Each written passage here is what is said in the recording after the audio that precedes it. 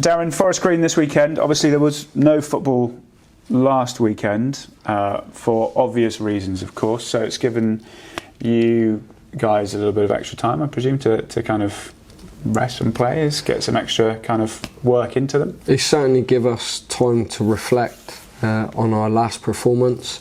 We've sort of recapped in terms of where we are as a group, where we are as individuals. So we've been able to do some good work on the training ground. But it's good to have this game coming up because I think staff and players, we need it. Itching to get back to it. Yeah. What are you making ahead of it? What have you made of Forest Green's start to the year so far? Well, again, they've got a new group of players, so making sure that we analyse their strengths, their weaknesses. In terms of the shape, they play a similar shape to what we play.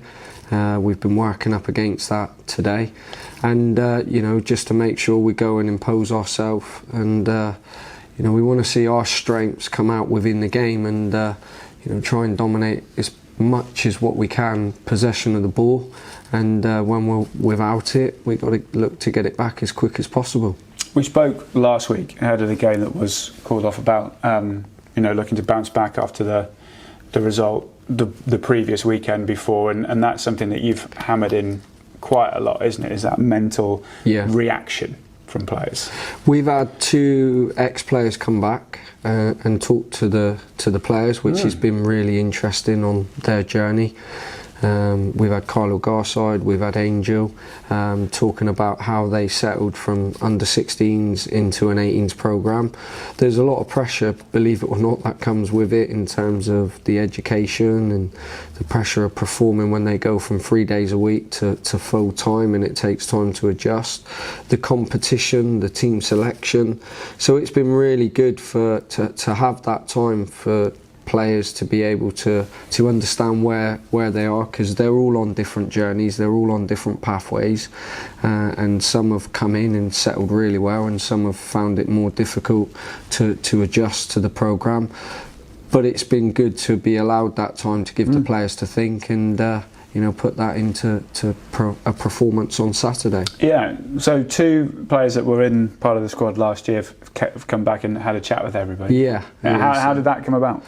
I spoke to Carlo. I thought, it's sometimes they need a different voice as much as what we as coaches, myself, Bradders, Reese, Tom, Max, that have all been in and around football. It's so nice to hear a player who's both been from the age of 9 and had to deal with rejection, because it is, but unfortunately that's part and parcel of being a professional footballer. Dealing with team selection, dealing with what I call the sideshow when a player gets called up to the first team. Sometimes that can be a distraction to a player that can lose or performance levels drop because they're questioning themselves why they've not been called up. It may be positional.